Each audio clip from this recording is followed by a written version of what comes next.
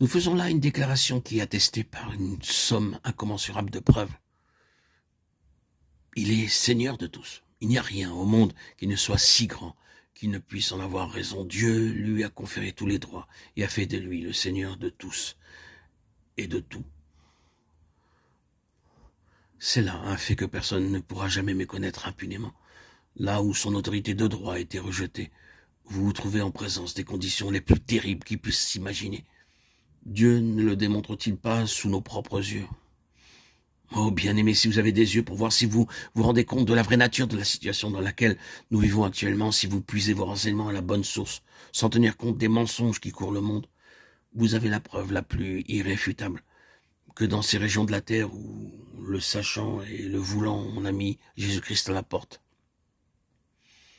Il règne l'état de choses le plus horrible qui se puisse concevoir. Il est presque incroyable de penser qu'il y a des hommes qui mettent leur influence au service de cette cause-là pour tâcher d'introduire dans notre pays les conditions d'existence qui règnent là-bas. Le fait est là. Nous pourrions poursuivre.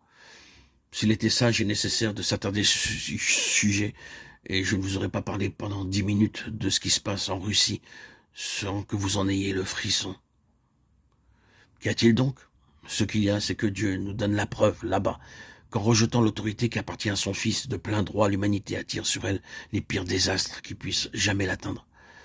C'est donc la meilleure preuve que la reconnaissance et l'acceptation de l'autorité de droit de la Seigneurie de Jésus-Christ entraînent avec elle un changement complet de la situation, en ouvrant la porte à un ordre de choses absolument nouveau.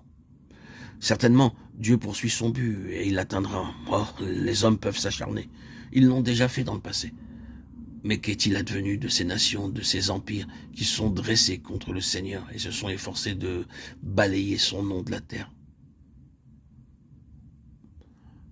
Leur gloire a pâli peu à peu, leur puissance s'est évanouie. Et n'ont pas tardé à tomber en poussière. Seules quelques ruines restent debout, derniers témoins d'une grandeur justement disparue. Toute leur histoire est là. Oui, Dieu arrivera à ses fins. Vous pouvez en être sûr. Nous ne serons jamais trop affirmatifs sur ce point. Personne ne réussira jamais à rejeter le Seigneur Jésus impunément. Nous pouvons, il est vrai, après l'avoir rejeté, achever notre carrière terrestre sans aboutir à aucun désastre apparent. Mais attendez, ce n'est pas là la fin. Il est réservé aux hommes de mourir une seule fois, après quoi vient le jugement. Là, devant le trône de Dieu, nous serons mis en face de sa détermination éternelle concernant son Fils. Ce que l'Esprit de Dieu a déclaré, ce qu'il a consigné dans sa parole au sujet de Jésus-Christ, c'est qu'il est, lui, le Seigneur de tous. Rien, ni personne, ne peut faire qu'il en soit autrement. Et nous avons à prendre parti dans un sens ou dans l'autre.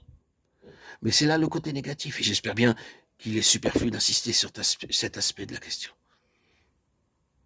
Il est bon cependant de nous souvenir qu'en face de ces grandes réalités divines, nous ne pouvons pas passer outre, comme si ces questions n'existaient pas. Essayer de les rejeter, prétendre les ignorer, croire qu'on peut les mettre de côté, c'est simplement ajourner la crise. Un jour ou l'autre, nous nous retrouverons en face de la souveraineté de Dieu. Et il faudra bien que nos yeux s'ouvrent alors à la réalité des choses.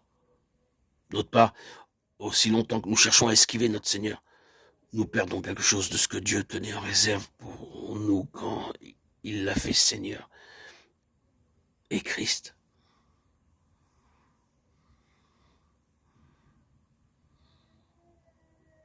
C'est l'aspect de l'autorité de droit qui appartient au Seigneur Jésus.